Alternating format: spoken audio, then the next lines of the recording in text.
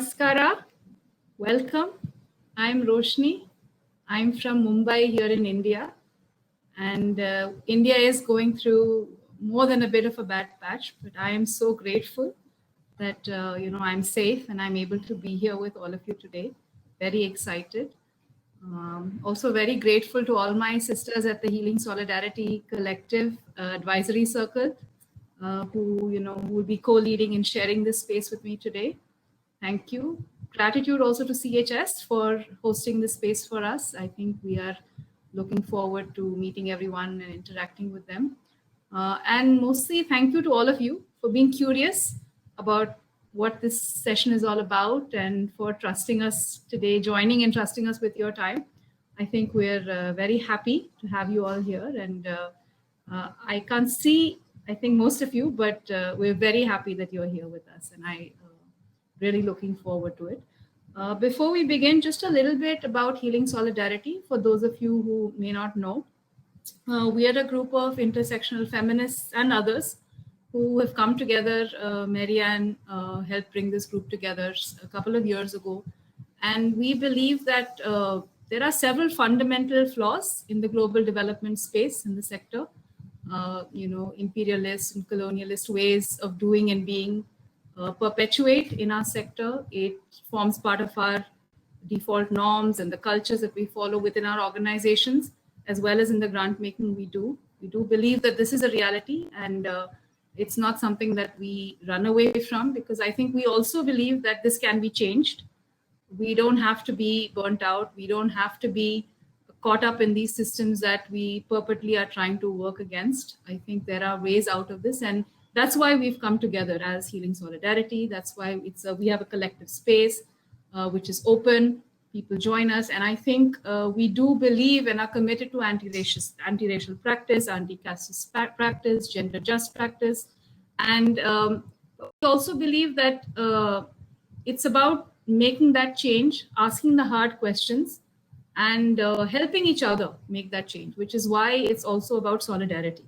I think these are difficult journeys. These are long journeys. These are not things that, change overnight.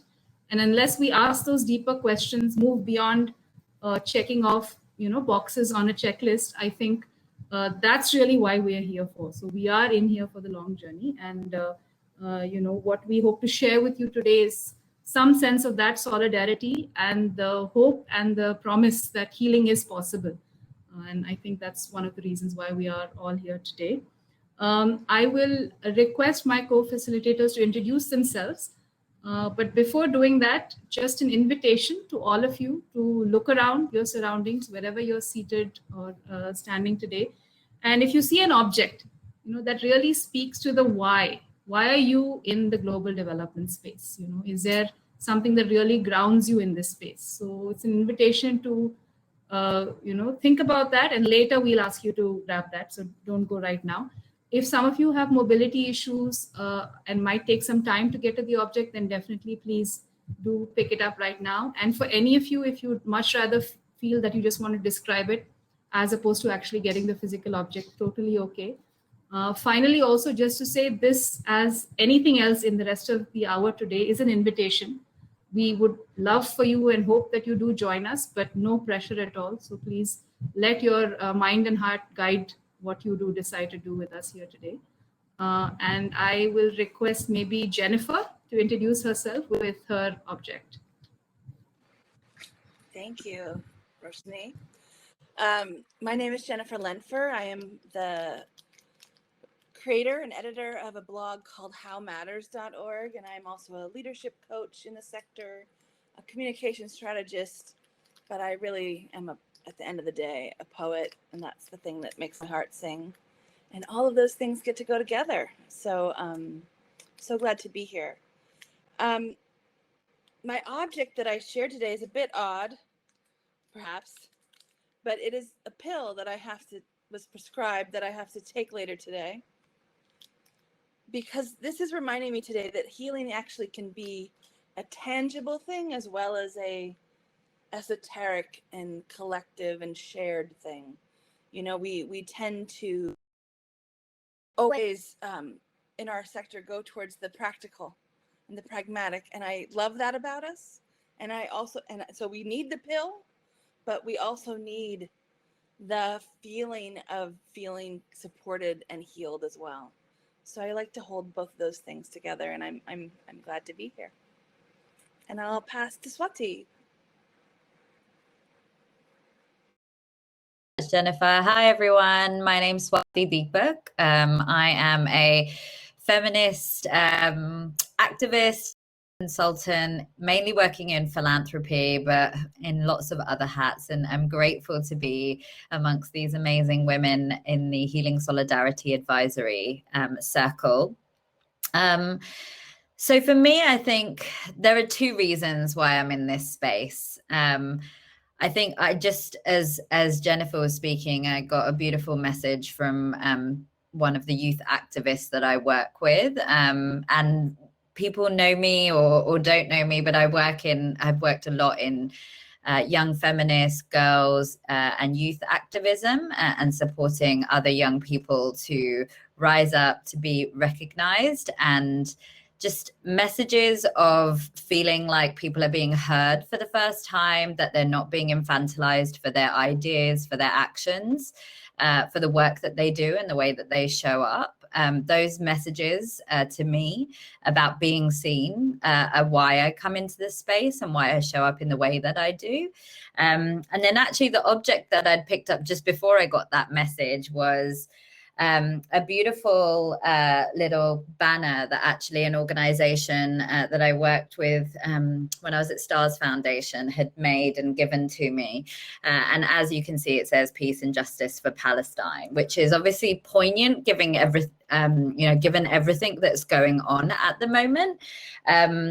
But also is a reminder to us all that the reason that we're doing what we do, and the reason that I really believe in, and we at Healing Solidarity believe in the power of healing and solidarity with movements, with grassroots movements, with feminist movements, with social justice movements, is that those are the people that are actually pushing for peace and justice for oppressed people. And so those are my two grounding principles, is being seen and recognizing those that are really pushing for our collective liberation.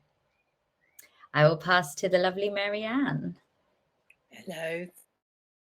This is nice. I've been here all day, and many of you are here will have seen me all day, co-hosting this event with Hope, but I'm also, as the others have said, a part of the Healing Solidarity Advisory Group. And so I've been wearing it all day, but I've got my butterfly. This butterfly actually came from like a secondhand store for like £1. I wear it a lot, and I wear it to remind me that I think that nature reminds us that change is a constant. And I'm in this work to kind of help direct the flow of change towards justice, direct the flow of change towards a better world, and direct the flow of change in ways that are generative and move towards life. And so butterflies remind me of change because that it's very obvious that they're in flux, and we know that they're different cycles of their lives, but we have those cycles too in nature, in ourselves, in our bodies, in our lives, in our organizations, in everything. And sometimes I think when we're sort of preoccupied with the theory of change, we forget that change is our lived reality, and it's actually always here. And what I think my work is about, and all our work is about, is really the choices we make about where change goes and how it happens. So that's my object for today.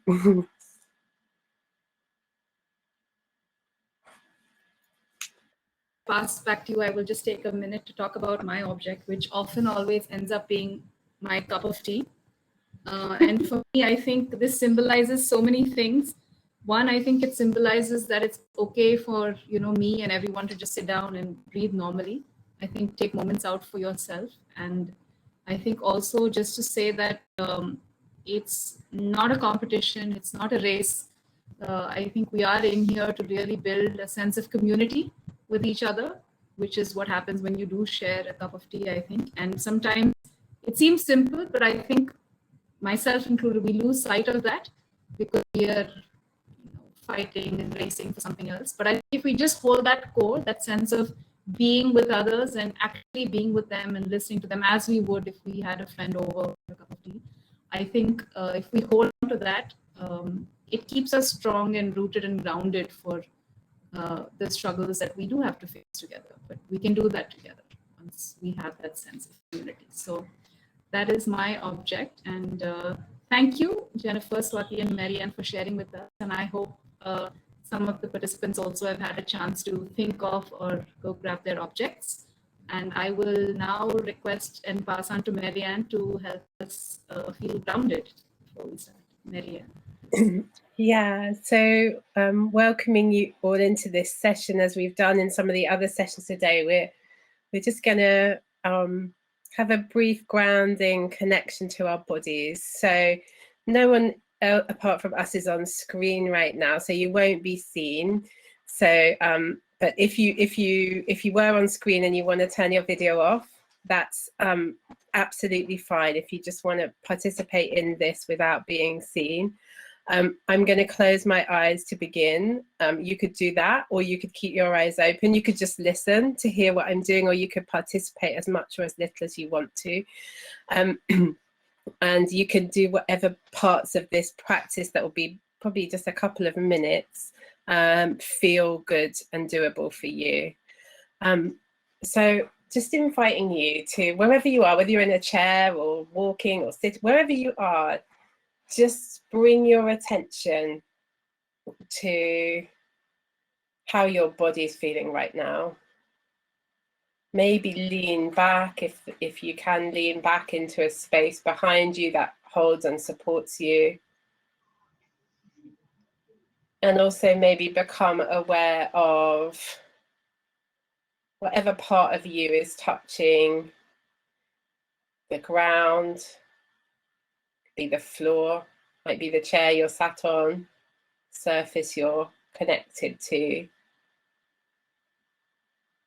Just become aware of gravity holding you into the earth and holding you in some way in place, and connecting you to your space,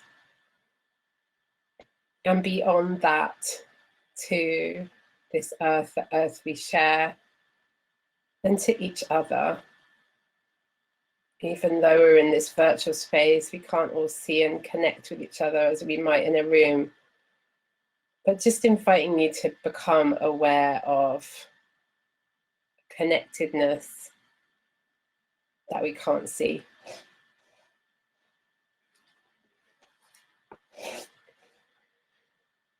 And as you do that, inviting you to bring to mind maybe ways you might be aware of, if there's any that you are aware of, that you might have unconsciously let your power go,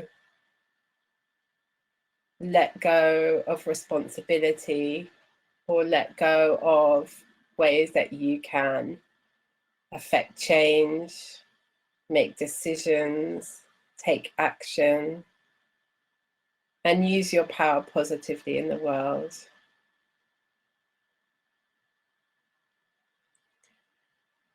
And as you do that, as you bring those to mind, just inviting you to envisage yourself letting go of those, and instead,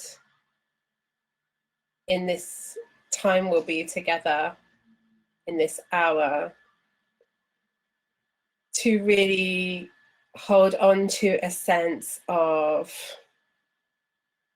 the power you have to choose to be in right relationship in this work. The things that you can choose, that you can do, that are within your power.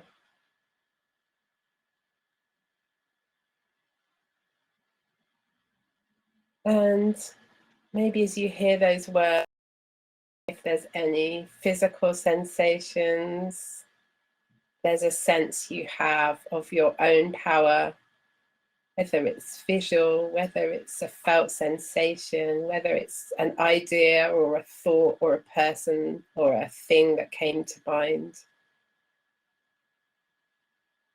Just notice what came up for you in those brief reflections.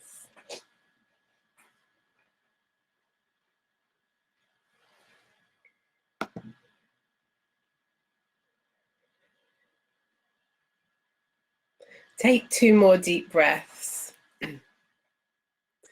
We're calling your energy back so you can refocus on your right role and the creative solutions that only you can help shape in your organization, in the spaces that you're part of, in your work in the world. Imagine calling that energy back for yourself right now for this session, in whatever way feels possible and doable, however much it does, even if it's just 1% more than was here before we began. And when you're ready, you can open your eyes and see us again, if you weren't seeing us. And yeah, I want to just share, and I think maybe if someone else could paste in the chat for me while I do, just want to share a few ideas that guide us in our facilitation at Healing Solidarity. So one is learning and not critique. So we invite you in this space today to focus on the learning,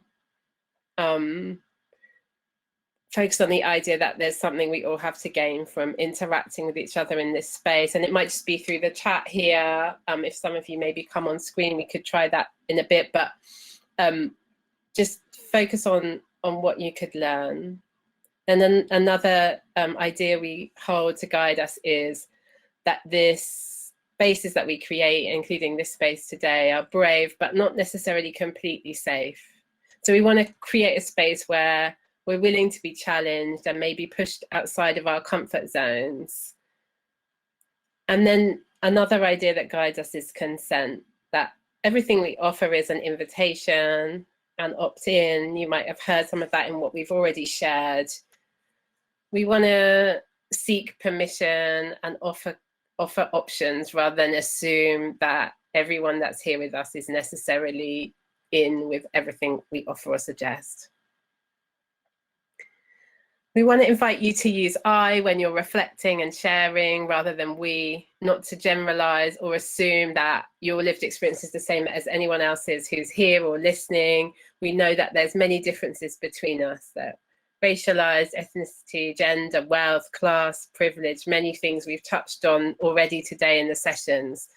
But share your own experience as your own, use I. And then finally, dare to be unprepared. So if you share in the chat or come on and speak with us, you're welcome to say what you have to say imperfectly, to be authentic. You don't need to get it right. We want to invite a sense of knowing that we're imperfect in this work. We don't need to always be completely correct and precise, but rather that we need to dare to be authentic and to share what's here, and also to learn and make mistakes and trip up and pick ourselves up again when that happens. What else? Yeah, so we're not seeing you all, but we know that Zoom fatigue is real. So do whatever you need to do to feel comfortable and present. Feel free to move, to doodle, to get some water, to, you know, if you choose to come on screen, to turn off the video when you've had enough, and whatever you need to participate fully. We deliberately offer joint facilitation at Healing Solidarity. So that means we can also offer support if anyone needs it. If anything comes up in this session, please do. Now, there's a different way on here than there might be in other video calls that you've been on. previously. So if something comes up in this session and you need support from a facilitator, it's very easy for us to provide that within Hopin. But in order to do it, you need to send a message to one of us via the People tab.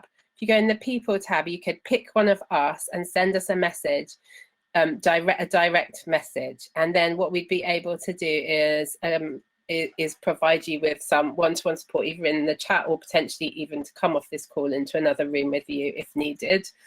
If any questions about that, please do direct them in direct message to me.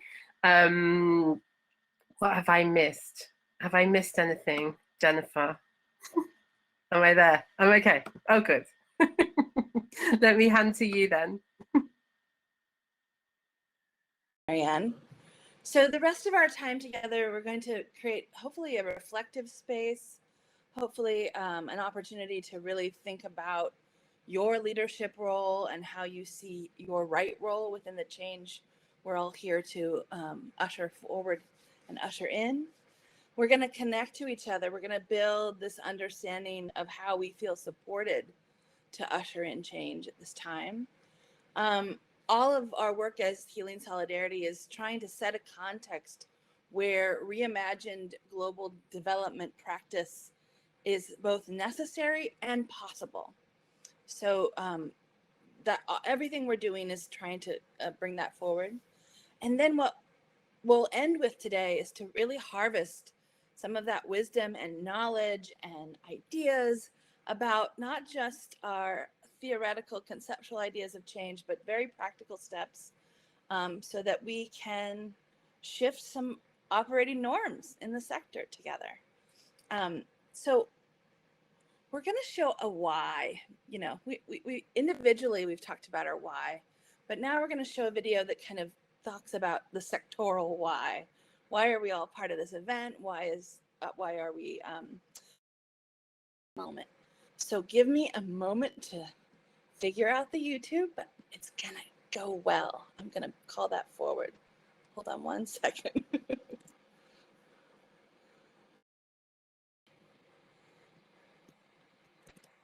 And hopefully the audio comes through as well.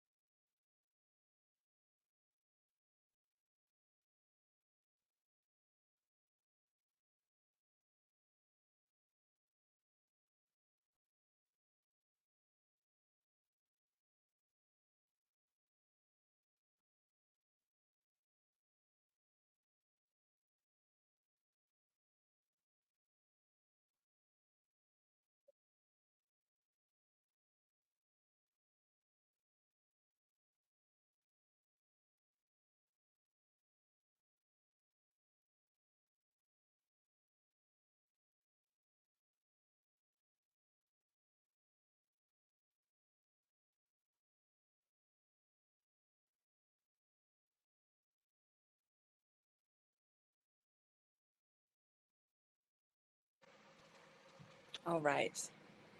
So just a little taste. That was Ponso Matete, one of our fellows who couldn't join us today, and yours truly.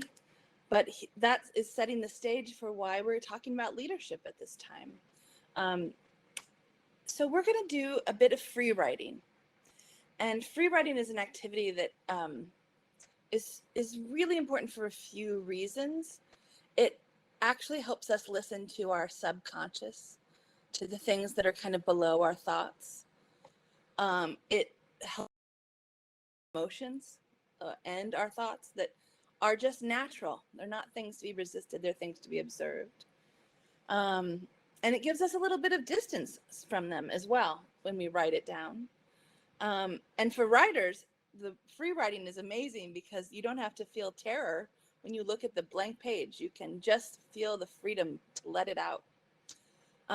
So free writing is this technique where you literally, I'm going to ask you to put your pen or pencil on the page, and then I'm going to give you 2 minutes for a question. I invite you to not pause. Just keep writing. Whatever pops into your head lands on the paper. So you might be having this great, wonderful thought about my question, but then you see a bird. A birdie. That goes on the page too, because you're observing all of your thoughts, right? We're going to cap. Then just don't self-edit. The point is, no one's going to read this. No one's going to see this. And if you actually write as opposed to type, you also get a different experience. So we encourage you to write with your actual hand if it's possible for you. Just allow every thought to come. So we're going to do 2 minutes each, and I will show the slides with each question, and you'll hear a bell, and then we'll change to the next question, okay? All of these are meant to give you a moment of self-inquiry that frankly is quite we don't get enough time for in our sector, in our busy lives, right? So this is a chance to do so. All right, so I'm going to get the slides ready. And we will share. And it'll be 2 minutes each. When you see the next slide and hear the sound, move on to the next question, okay?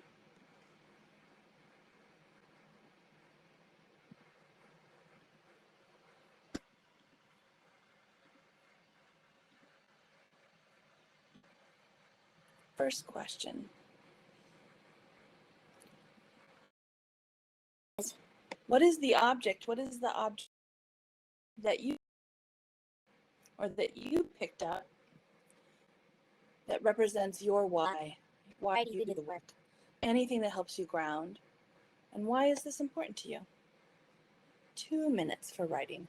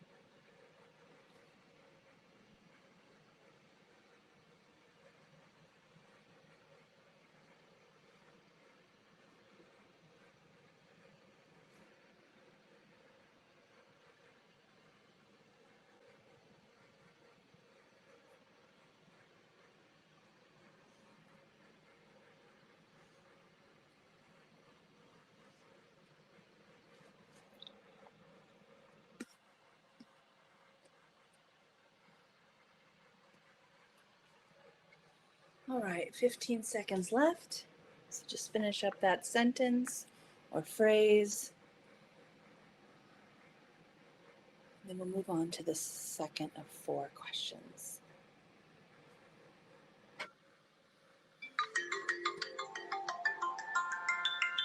Okay. Second question. When and where is it important for you as a leader to portray your why, or what drives you to keep going? When and where do you share that why? 2 minutes.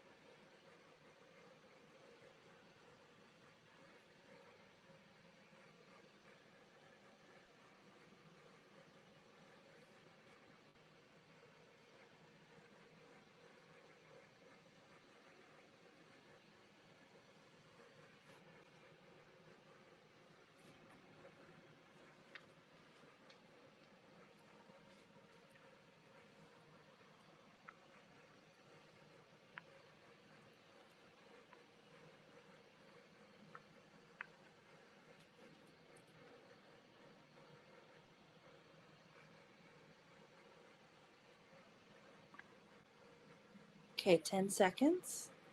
Just go ahead and finish up.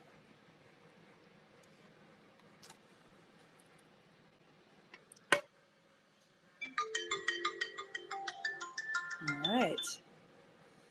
Here's the third of 4 questions.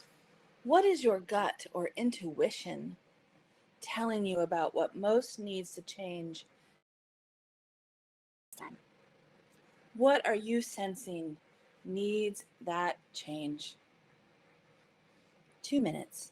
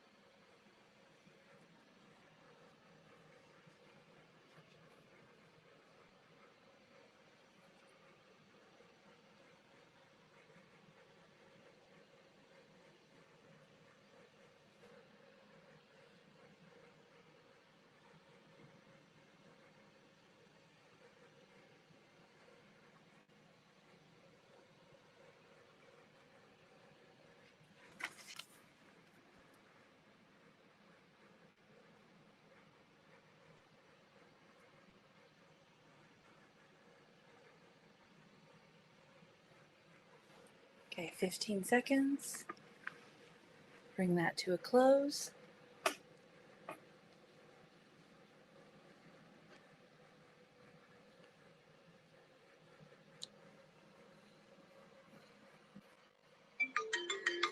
All right.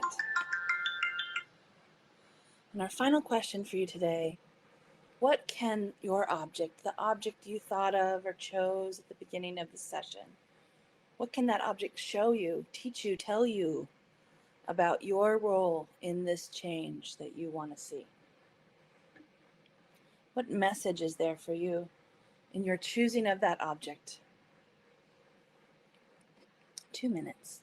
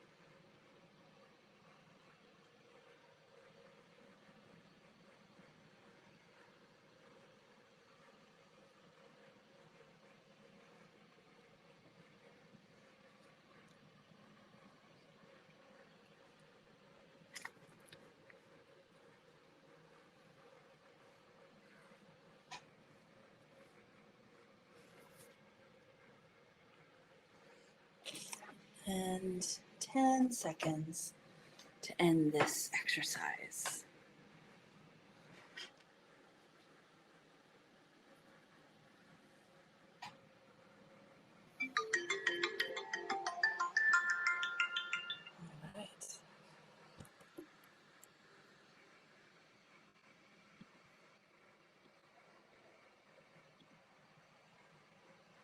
Well, thank you all for taking those 8 minutes of silence that we are together, but on our own.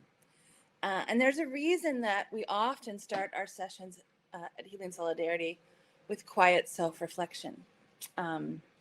We have an inside-out approach to leadership in this sector. We have to know what we know. Otherwise, we're just going to be reacting all the time. And so we've got to understand that our own knowing, our own inner knowledge and wisdom is actually a source of deep knowledge, is actually a source of deep change when it comes to navigating all these complexities. We don't want to leave that behind. And so we invite you to these questions just to give yourself that chance to reflect and to know what you know, feel what you feel, understand what you understand, so that you can show up whole and full into the conversation with us. So thank you so much. I'm going to pose a question actually in the chat. Time for participation. All of those questions and what you learned from yourself will be of use, because now we take on these next steps. In the event chat, I'm asking you, what do you think we, the facilitators of Healing Solidarity, mean when we refer to an ethic of care and consent in organizations? It's something we talk about a lot, publicly, individually, as a group. But what comes to mind when we say building an ethic of care and consent? So feel free to add that in the chat, and your thoughts and your ideas are very welcome. We will shift to the next exercise. Thanks, Swati.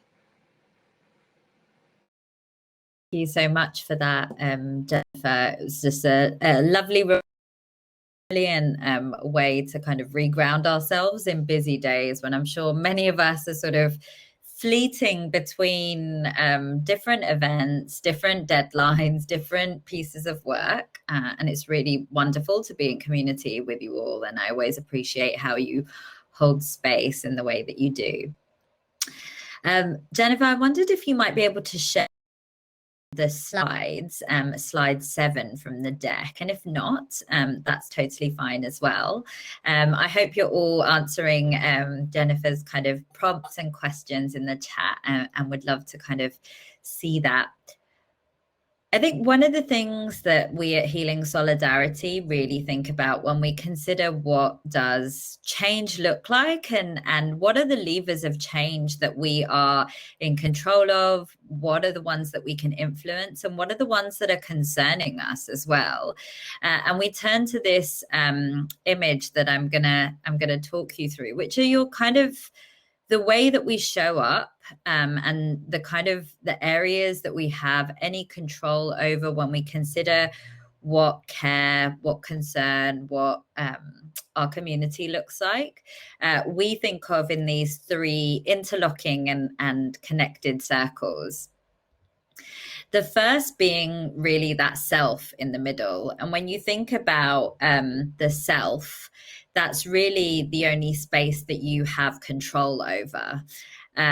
When you think about the way that you show up as an organization, as an individual, actually the only thing that you have full control over is yourself. And it's about managing ourselves. So it could be in our language, our emotion, our body. And the way that we might be able to help control the way that we show up in self is thinking about how we could educate ourselves, how we could understand our values and our feelings, how we can think about our own personal beliefs and behaviors, and really think about what are the ways that we can help ourselves and notice ourselves. I think Jennifer's prompts earlier was such a good reminder, noticing, observing. What are the beliefs? What are the behaviors of yourself that you're observing? What are the things that you are able to observe about yourself and therefore control, and educate yourself to control as well? The second circle is really about the interpersonal, and these are about you know, really that space that you occupy within your community or your organization. And this is the role that you might hold professionally within that space. And really, in that interpersonal space, you can only really influence, or your organization and your community can only really influence. So when you think about showing up in interpersonal relationships within your work-life ecosystem, you're thinking about what are the ways that you can show up if you're a grant maker? How can you show up in the ways that you give and your finances work? What are the ideas that you can be sharing with others around you? How could you be teaching others and learning from others in that space? What are the ways that you can change processes or procedures? How are the ways that you can show up as an organization in your relationships with networks of others? How do you behave with your local partners, with your international partners, with your donors, with your beneficiaries or your constituents? What are those ways that you can influence and change those patterns of behaviors in the way that you show up as an organization? And many of us represent organizations and institutions, and sometimes they are at odds with the ways that we might show up as self. And so I think there's a concerted step that we need to take within our interpersonal. The last circle is really that external environment, and this is the society at large, what's going on globally at large. And, you know, if recent events are anything to go by, they are a huge place of concern for many of us. Politics, culture, religion, economics, these are all things that are concerning us. And actually, when we think about our own external environment, some of us, you know, the reason that we have concern is this feeling of not being able to affect change in that space. And I think reminding ourselves that actually we can act still in our external environments. We can organize together in our communities, in our collectives, in our movement spaces, in our organizations. We can vote, we can protest, we can get involved in the way that we shape the community and change around us. And so when we really think about our work-life ecosystem, we're really just thinking about how, you know, what's our role within change, and what are the things that we're able to do as an individual in the way that we show up in the world, the way that we show up in our organizations, and the way that we show up in our society at large. So we'd love for you to share anything from there that might resonate. I know that Jennifer's also posting questions in the chat about that in our interpersonal roles. If we go to the next slide, please, Jennifer. Would love for you to reflect on, from the self perspective, what is a specific choice you could make to offer more care and consent to your colleagues or partners? In a personal sense, what's a specific practice in your day-to-day decision-making that your team could adopt to offer more care and consent to each other? And then from an external environment perspective, what's a specific strategy, a long-term goal or plan of action that your organization could carry out to help shift the global development sector from charity to solidarity? And we'll give you a few moments for those of you to just reflect on those three questions, and invite you to share in the chat what resonates with you. Jennifer, I'm seeing screens of screens, and I'm not sure if that's what others are as well, but I can't see the slide anymore.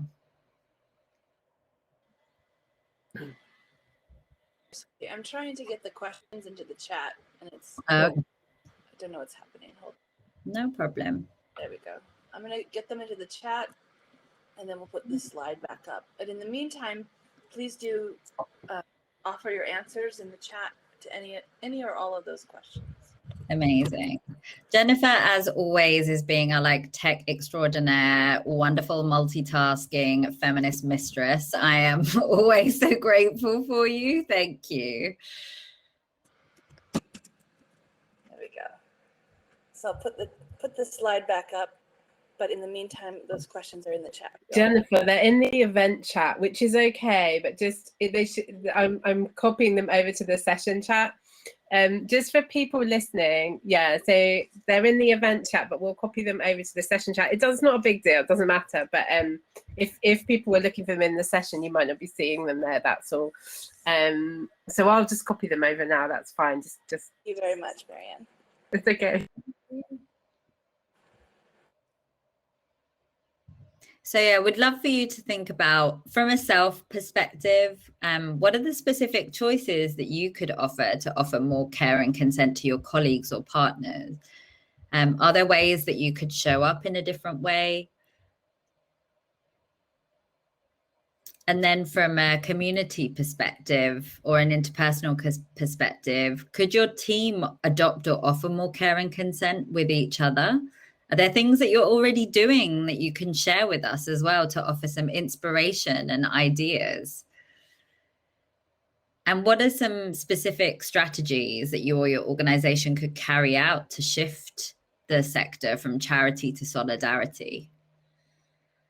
I think one of the things that I always think about from my perspective as interpersonal and the way that we offer care and consent to each other is when I've been in grant making roles, really thinking about, as well as giving financial resources to partners, can we offer a space for self-care, for support for some of the teams, for some of the leaders? And so we've resourced support in those ways. Also honorariums, honoring people's time, compensating them, being aware that we operate within a capitalist system and model, and our sector is often quite extractive on expertise, on ideas, on minds, and how could we do that? So those are some reflections from me on some of the interpersonal things that I've done within organizations and I continue to do. But also thinking about the self, what are the ways that we're showing up ourselves, and what's the ways that we can also help reimagine the global development sector from a place of solidarity and not just from a place of charity. I'm loving some of the things that are being shared. Melissa, you've shared regarding having day-to-day practice of more care and consent. I'm interested in lessons of nonviolent communications. When communicating with colleagues, we try to identify the needs behind the feelings and communicating with connection. I think that's a beautiful invitation. And I see Melissa's linked also a more information via a blog link and some needs inventory. Shared a lot about, as a middle manager, there's questions can feel a little bit tough because while there's ways I can control how I show up and I can support my colleagues or try best to, sometimes it feels like these are entrenched issues that are out of my control. I think we all feel that at times, Rachel, and I think that's why, when we acknowledge the work-life ecosystem, I think it's also about acknowledging that sometimes we are in a space where it is just about the self. It's just about what we're able to control and the way that we're able to show up. And really thinking about when we move into the interpersonal and into the external environments where we are not the only agents, it's also about how we show up in those places and what we might be able to do to find community together. I think Roshni shared right at the beginning, the origins of healing solidarity really came from a common frustration that is exactly what you were saying, a feeling of isolation, that there is entrenched changes that we're not able to do things about, and about finding community that you can rally together with, share strategies with, hold a healing space for as well, to question and to reimagine together. He has offered some mentoring support. And Ayushi, you've put ethics of care and consent is all about establishing strong interpersonal relationship with the help of empathy and understanding. If we do not care for someone, we will never be able to give consent to either their opinions or their presence, which I think is deeply resonant. Wonderful. I'm going to move us to an interactive slide where we really want to share some of these more with you all. So thank you for sharing some of those in the chat. So I'm going to paste, or I'll ask Jennifer or one of the team to paste a link to an interactive Google slide deck. And invite people, once that's in, to click onto the link and go on to slide 9, which you will see on the share screen from Jennifer is what it looks like.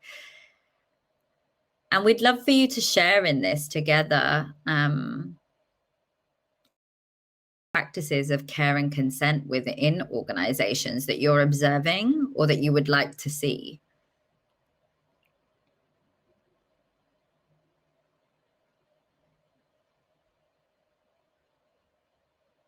Yes, Faye, I definitely understand listening is absolutely key. And David has put, for me, an ethic of care and consent is reliant on making the effort through a personal contemplative practice of meditation to notice how I'm responding to others. What is happening in my body and my mind? Can I be aware of my thoughts, feelings, and give some pause before reacting? I find it's amazing how paying attention in this way can help me to be more caring of others, more group mind than me. I think that's a wonderful invitation.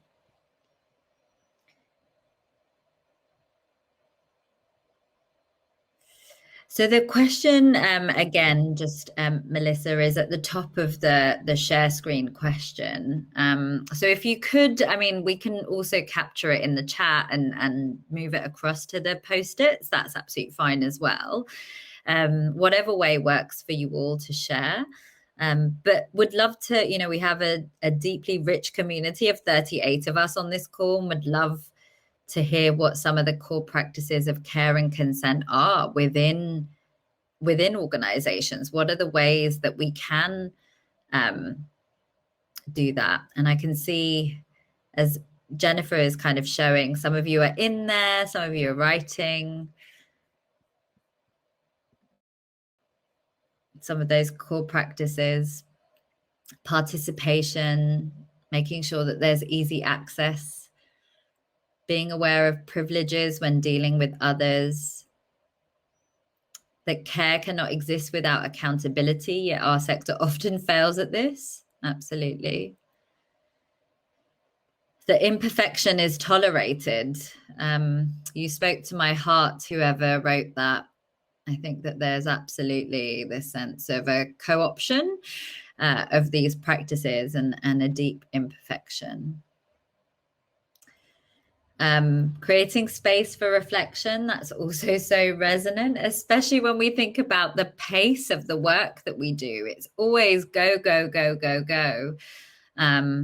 I feel like some of the structures around us, particularly in global aid, don't, we talk often about the need for reflection, that we have to reflect, that we have to think about the ways that we could be doing better. And yet we're so bad at making sure that there is space for that. So that one feels so important. Absolutely. Checking in on others, I see at the bottom, that one resonates. I think especially now we don't share office and physical space with each other in most locations. Many of us are dealing with a lot of personal responsibilities that have heightened, care burdens that have increased over this last year. And it sometimes makes it harder to check in on others. So is your organization checking in on people, making sure that they feel supported and not just that they're doing their work and hitting their deadlines?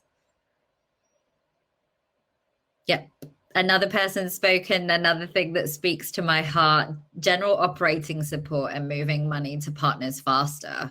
We are in a global pandemic, and there is change happening on such a consistent level. Absolutely resonates. Don't let perfect be the enemy of the good. I love that. Absolutely. Let's practice progress and not perfection in the work that we do. But let's not also tolerate imperfection at the same time. And I think, you know, that's one of those quandaries that we have to navigate through. I love that, celebrating successes as well. When I think about, you know, when we're all aiming towards a world of justice and liberation, and we want a revolution, and we want the revolution to be joyous, and we want it to be celebratory, and we want it to be beautiful. And so I think holding on to those moments of celebrating success are so important. Just going to give you all another just moment to just wrap up your thoughts on this. So Sophia, you just have to click onto a post-it and you should be able to type straight into it. I don't know if that helps at all. Yeah. We're running out of post-it. There's so many ideas. You could also right-click and copy-paste it, and then you could delete the old content and put your own.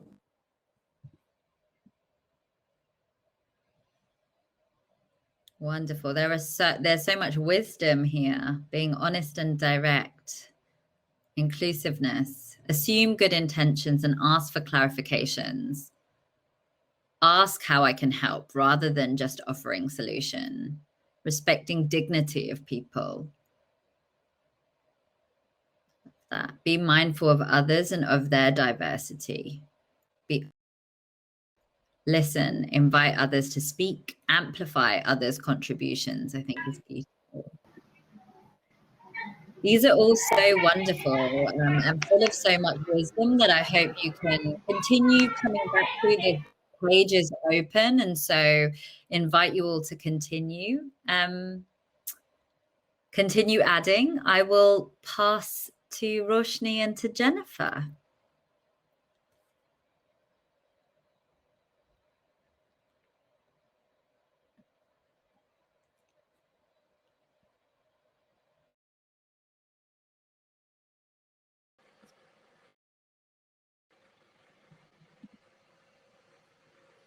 All right, thank you all. We actually need to. We're at time. We've used the hour already. So we just want to pause and let you all know that we're happy to continue, but this is the jumping off point.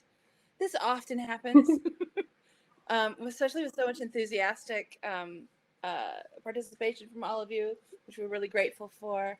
If you'd like to actually give a little thanks to our conference organizers and tie us up with appreciations. So I think actually, because there's no more sessions after this today, so I think we can take like we could like have another 10 minutes to close if you'd like to. I'm recognizing that people might have to leave if they've got somewhere to go, but I don't think we need to necessarily rush. We will be back tomorrow. So this is for people that need to leave right now. So this is the last session for today. Gratitude to CHS for hosting this event, for everybody who's been involved in it today, but we'll do the proper wrap up tomorrow in our closing session. There's a whole program tomorrow. Check out the schedule. We start early, 8 a.m. Geneva time. There's a session on resilience, particularly if it's now evening for you. That will be kind of a nicer time maybe for you tomorrow. And then we have a series of workshops and events tomorrow. So we'll do our closeout properly tomorrow. So Jennifer, let's just create 10 more minutes to close. Great. Yeah. Beautiful. Well, we all invite you just to unmute. Are people able to unmute, or do they have to send it to the Q&A? So if people have questions, they can put it in the Q&A. We could take other people on screen to reflect if anyone would like to come on and say hi to us. But in order to come on screen in this platform, you have to ask to share your video and audio. And then we have to kind of say, yeah, okay, you can. And we will do that. If anyone wants to, you would click on that at the top of the screen where it says share audio and video. And you could come on and say hi to us and either ask a question or share a brief reflection. We could do that. You're very welcome to do that in these final 10 minutes, but we just want to open up for the full group discussion now to share any observations, emerging questions, or insights. This is your time. No. And hope you could also come on if you wanted, because you're there, I think, but we're not seeing you.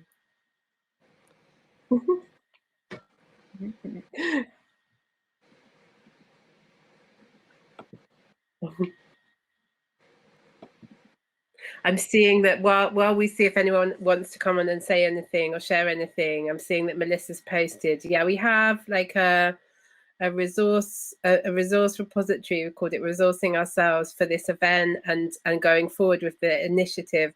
And so any resources that people have or want to include in that, it's like a Google Doc that you can add to as a draft. So she's posted that in the chat. So that's just, you know, for those that were maybe sharing resources or want to share resources. And I think this slide could probably go in there later also with all the things that people have shared.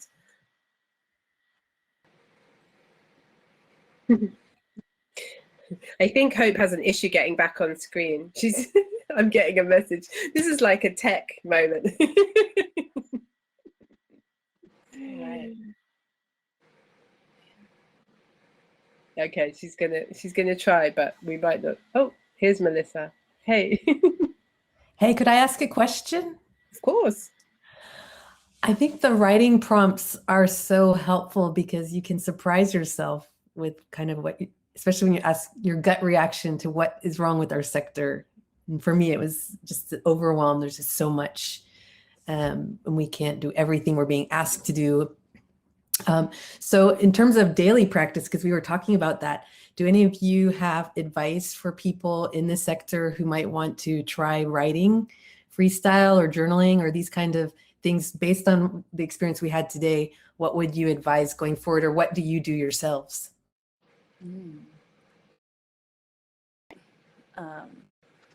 So I just this morning was writing to one of my clients about the practice of morning pages, which is related to a body of work by Julia Cameron, who supports artists to remove their blockages to creativity. But what morning pages, basically, as soon as you can to when you wake up, you in many ways that exercise now, you just fill 3 pages, whatever size journal you have, you fill 3 pages, again with stream of consciousness. And I find, particularly because we're all writing emails, we're writing reports, we're writing proposals, we're writing plans, but I find that if I empty my subconscious a bit in the morning, writing for the rest of the day is a bit easier. And yes, I get these surprises, or I get the start of an idea that will take root eventually, you know. And that is like, again, you never have to look at it again. You don't have to edit it. It's for no one but you. And I think that knowing your own voice, while we have to write very particularly in a certain way, which is very academic and put into formats, like having some space for to really explore our own voice is actually critical. I might just add one thing on morning page, because I've used it in a context also of like struggles in organization. So like it doesn't have to be writing for writing, if you see what I mean. It can also be writing for just dealing with the whatever issues that are coming up, you know, like a way to, and as we, you know, we did a bit here, but you could also just write every morning about all the things that are worrying you, you know, as a way to start processing them, and then helping to get yourself to a point of like feeling towards the next action to take. Like it's whilst it's obviously a tool around writing, it's also a tool around processing. And like Jennifer says, no one ever has to see it. And you can even throw it away deliberately so they don't, you know, if that feels good, right? You can even have an intentionality around burning it or ripping it up, or, you know, if it's stuff that you would actually always want to be confidential. I would offer another additional kind of thought around that. I think one of the things that I've seen like be really interesting just for myself and for being is also making memes.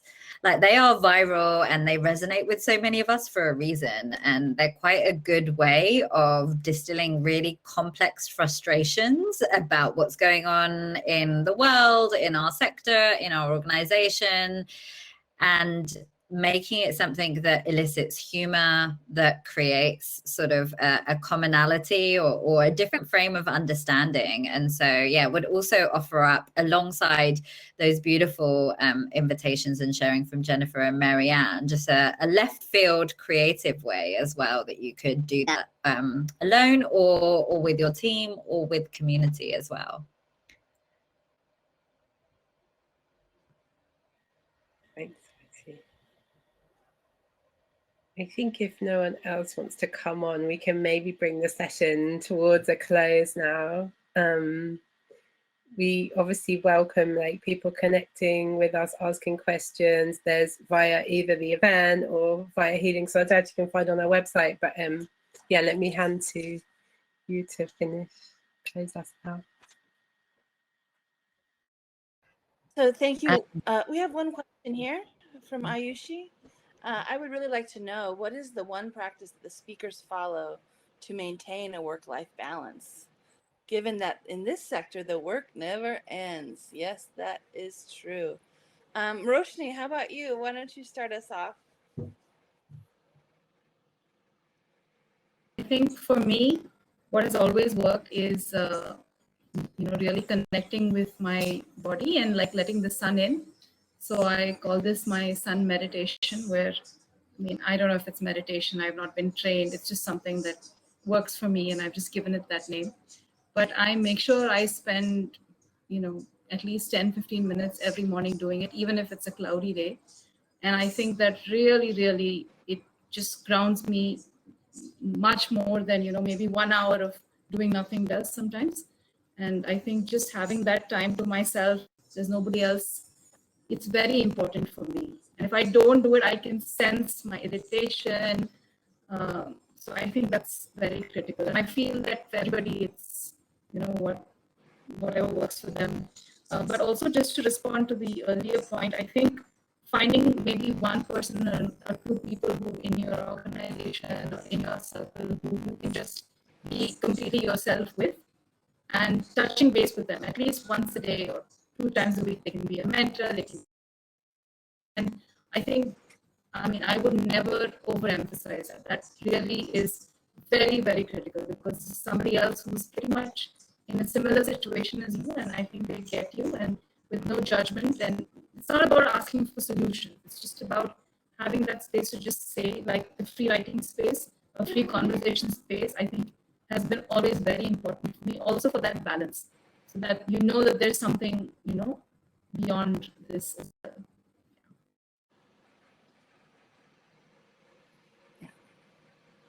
Who else? Marianne or Swati? So I think a similar way to Roshni, I think the way that I maintain some work-life balance, and this was sort of when you're traveling loads, or even now during lockdown, and you want to give yourself some form of rhythm or structure to your days as well. Like I do meditate every morning, and I do it for an hour. I have practiced and have had an amazing teacher, who's my mum, teach me, which is a very lucky privileged thing to have. So I do an hour every day, which ends with Surya Namaskar, which those of you that have done yoga might also know, but it's your morning salutation to the sun. Or hello to the sun. So that for me definitely grounds me. But also I think one thing that's been really helping during lockdown and giving a bit of a sense of work-life balance is just having chats with friends and colleagues with no agenda, and just having like I call them like my wine time or my spilling tea or chai time, whatever it is that people are drinking at that time of the day. But just having a time where there is no agenda, there is no purpose. It's not that I am connecting with Jennifer or Roshni or Marianne with a whole, we have to do this. This is an action, but just coming feels really important at the moment, when all interactions, especially on screen, can feel like they're just work related. And so they're mine. Smruti, thank you for joining us. What's your question or sharing? Actually, my question is a suggestion. Yeah, thank you. Something that I have started in the last 6 months is the meditation, of course, 10 minutes or so. But I have something called the empathy walk. So every time, I don't know, at lunchtime or something, to give myself a break, I go outside, either to look at the plants and empathize with them, talk to them, or anything that will help me to switch off from what I'm doing, to have empathy with somebody else and myself. And I do this regularly now, and it's really helpful to really switch off, especially now that we're on the screen the whole time. So it's really a switch off time and going, and it's a deliberate thing. I go out there and I will really pay attention to the plants, even if I talk to them or, just watch how much they've grown or something. And that just starts really connecting you to nature, or it could be a person, right? Whatever's good for you, but you have to find your own way, right? But just having that routine really helps to put you in another space and take you away from too much of that concentration on doing, but with being with something or somebody. So it really brings the being in. Thanks. Thank you. Yeah, Marianne, do you have anything you want to add for practice? I mean, I'm almost like I'm ready for the practice now. I've been on here since 9 a.m. And the thing I'm thinking about is, like for me, it's really important to move, and it is simple, but it's important. So I think of like dance, or I think of going for a walk, whatever it is that day. But it's really important for me, like in my work day to, and like you see, I'm already, it's really important to bring that physicality, even if, it's COVID and there are restrictions and there's not many places to go, or even if it's cold outside and I actually don't feel like it, but I'll just dance around my office here, or, so for me, there's like, and it's important to bring that physicality, and it helps me to kind of ground back into my body and kind of get some sense of balance in my day. Yeah, thanks, Marianne. And I tend to my altars. I have various altars in my home, dedicated to different aspects and different ancestors, and the literal kind of rhythm of every day lighting the candle. There's something to be said, whether it's a poem or a prayer or anything that you do daily, also brings nervous system regulation, which is a whole other panel someday. But it is really about how are we sensing the energies in our own body. There's so many ways to do that, like we've just shared. So whatever it is that works for you, whatever it is that grounds you and reminds you of your why, is the thing. It's where it all begins.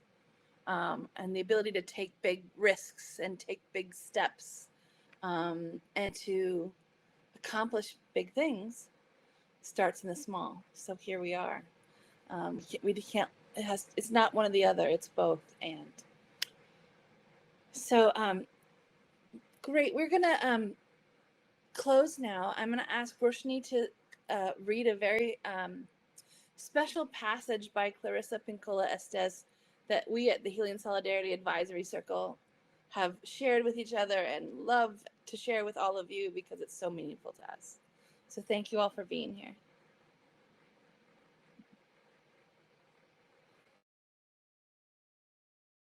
Okay. So this is You Were Made for This by Clarissa Pinkola Estes. Ours is not the task of fixing the entire world all at once, but of stretching out to mend the part of the world that is within our reach. Any small, calm thing that one soul can do to help another soul to assist some portion of this poor, suffering world will help immensely. It is not given to us to know which acts or by whom will cause a critical mass to tip toward an enduring good. What is needed for dramatic change is an accumulation of acts, adding, adding to, adding more, continuing. We know that it does not take everyone on earth to bring justice and peace, but only a small, determined group will not give up during the first, second, or even 100th gale. One of the most calming and powerful actions you can do to intervene in a stormy world is to stand up and show your soul. Soul on deck shines like a gold in dark times. The light of the soul throws sparks, can send up flares, build signal fires, causes proper matters to catch fire. To display the lantern of soul in shadowy times like these, to be fierce and to show mercy towards others, both are acts of immense bravery and greatest necessity. Struggling souls catch light from other souls who are fully lit and willing to show it. If you would help to calm the tumult, this is one of the strongest things you can do. There will always be times when you feel discouraged. I too have felt despair many times in my life, but I do not keep a chair for it. I will not entertain it. It is not allowed to eat from my plate. In that spirit, I hope you will write this on your wall. When a great ship is in harbor and moored, it is safe. There can be no doubt. But that is not what great ships are built for.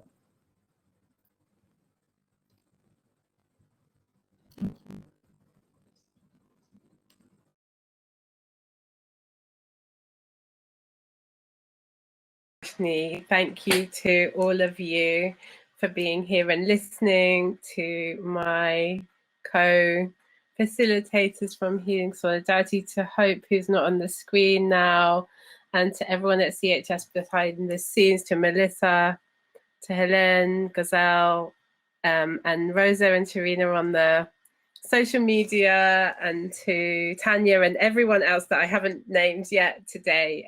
We'll look forward to seeing you tomorrow, and to know that the platform will stay live, the event will stay live, and so you can come in and see the schedule anytime and check it. You can come in and like check what's happening tomorrow, and you can also reach out with direct messages to people, like to us, and ask questions if you need to. So stay well, have a good evening or morning or afternoon, wherever you are in the world, and we'll see you on Friday.